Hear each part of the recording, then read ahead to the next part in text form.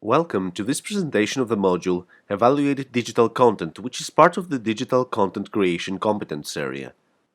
Here are the contents for this module. We will begin with an introduction and view the learning objectives of this module. Then we will address the competence of evaluating digital content. Afterwards, we will examine some amazing digital tools which will be of great help to you in this competence. There is so much digital content on the web, including, of course, educational material. As a result, during online lessons, much content of varying quality can be present. But is there an objective way to evaluate digital content? Digital content is closer to a form of art rather than exact science, and views regarding it can be subjective. This is the reason why some objective criteria must be set as well. Conventional teaching methods rarely address the qualities that make digital content valuable. There are, however, digital tools you can use in order to make your understanding of digital content value better. The choice of tools is based on the digital content creation competence area of the Digital Competence Framework. Here you will find the learning objectives of this module. You will learn what the criteria that define the value of digital content on the Internet are. You will also learn to teach students how the ranking of digital content can be improved with the use of digital tools.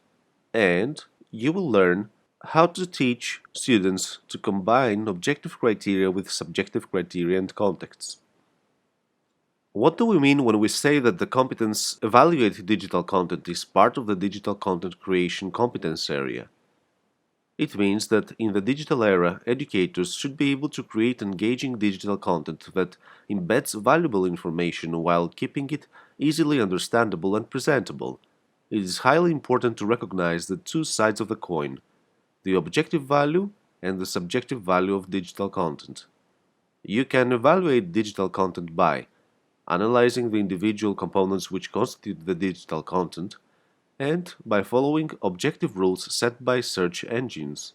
Proficiency in the evaluation of digital content can be measured by the creativity, functionality, usefulness, and authenticity of digital content, and the degree of search engine optimization of digital content. Imagine being a judge at an art contest. Do you think that all of the judges would have the same opinion as you? Even when it comes to some of the most universally appreciated literature books, sculptures, portraits, music, textbooks, and anything, there is a minority of people who do not like them. Unable to escape from this rule, digital content is often linked to emotional understanding rather than exact science. This is the reason why we will focus on as many objective criteria which can be implemented by digital tools, and in this case, that criterion would be search engine optimization. In simple words, search engine optimization is the improvement of content ranking among browsing results. So if, for example, you have a truly well-made and popular website with pictures of pets, when someone Googles pictures of pets, you will be among the first results as opposed to millions of others. With this background in mind, we choose to present two tools, SEMrush and Google Analytics. SEMrush is an all-in-one digital marketing platform that provides a range of tools and features to help websites improve their online visibility and presence. It's an SEO tool for conducting keyword research, as well as optimizing Google Ads. It can analyze your digital content and provide suggestions which you can implement. It will also be able to do social media analysis for your digital content, meaning that it is not limited to searching in the browser. To go to the official website of SEMrush, click on the link here. SEMrush is best to use when you own a website which you can track closely. That could be a school website, for example, or a website made experimentally within a project by students.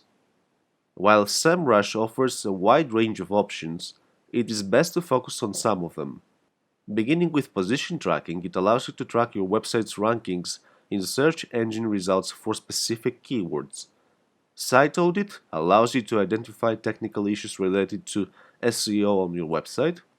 On-page SEO checker gives you the ability to check a page of your website for potential improvements, and Content Analyzer tells you how your digital content is performing both on and off the website. To learn everything you need about SEMrush, click on the link here. So, when should you upgrade SEMrush? You should upgrade for more projects, and you should upgrade for more keywords to track. You can pause and check the following slides of your presentation for the premium plans. Moving on to Google Analytics, the importance of which is clearly high given that it is related to the search engine of Google itself. Google Analytics allows you to track website traffic and user behavior. It also offers audience reports providing information about demographics as well as the interests of visitors. In addition, it shows you where the traffic of the website is coming from. While at first Google Analytics along with Google Search Engine Optimization may look as a black box, it is actually quite close to following the rules of writing good essays. After all, it would not make sense for a bad and unorganized text to be ranked highly by Google. So, avoid that and try to actually follow some best practices, including describing the topic well, even when followed by rich audiovisual content. You also need a balance in the number of words used, not too few, not too many. The title needs to be unique for the same reason that streets have unique names. You would also be confused if somebody asked you to take them to a certain street while there are 10 of them with the same name. And generally, you need to understand what the reader seeks. Usually, this question is answered when examining the target audience, along with many other rules and tips, which make sense in the real world as well. For more information, click on the links presented here and here. But do my students really need to understand something that applies to websites? Isn't that a bit too specific? Well, there is so much content on the web and there are so many services that are becoming browser-based that having at least some basic knowledge is important. Your students do not need to have a website. You can actually check if you can use your educational institution's website instead. But even if it is not possible, it would be a great idea to build a website just for the experience of it.